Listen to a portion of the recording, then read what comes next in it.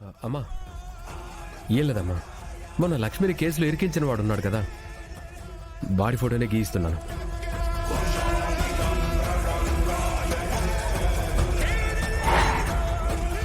రే, ఆ రోజు లక్ష్మిని లాయర్ చేత బెయిలిప్పించి బయటికి తీసుకురాలేకపోయావు. ఆ ఎస్ఐతో గట్టిగా మాట్లాడి లక్ష్మి కోర్టుకు వెళ్లకుండా ఆపలేకపోయావు. కోర్టుకు వెళ్లిన తరువాత లక్ష్మి తలరాత బావుండి నిర్దోషిగా బయటపడింది. ఇప్పుడు ఈ బొమ్మలు గీయించి ఏం చేద్దామని నువ్వు? అసలు ఇన్ని కష్టాలకి, ఇన్ని సమస్యలకి కారణం వాడెవడో ఫోటోలో ఉన్నవాడు కాదురా, నువ్వు.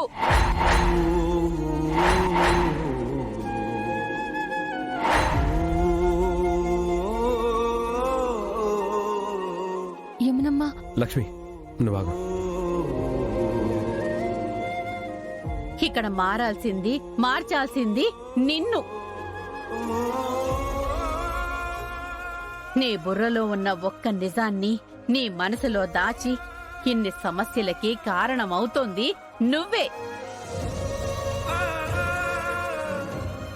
నువ్వు ఎప్పుడైతే లక్ష్మి గురించి అందరి ముందు నిజం చెప్తావో ఆ రోజే నిన్ను నా దృష్టిలో మనిషిగా భావిస్తాను.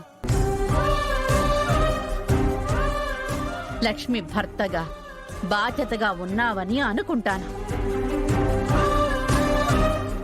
అప్పటి వరకు ఈ పిచ్చి ప్రయత్నాలన్నీ మానుకో.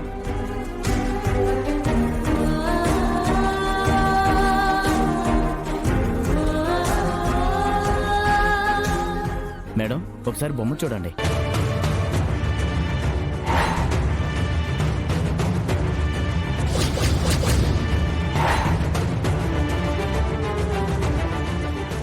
నేను చూసిన వ్యక్తికి మీరు వేసిన స్కెచ్ కి మ్యాచ్ అవ్వట్లేదు. సరిగా రాలేదనుకుంటా మేడం, మళ్ళీ వేయమంటారా? ఇక్కడ వద్దులే. తను చెప్పిన పోలికలన్నీ గుర్తున్నాయా? గుర్తున్నాయి సార్. నేను మా ఇంటికి వెళ్ళి వేసుకుని వస్తాను. అలాగే. సరే సార్, వెళ్ళొస్తాను.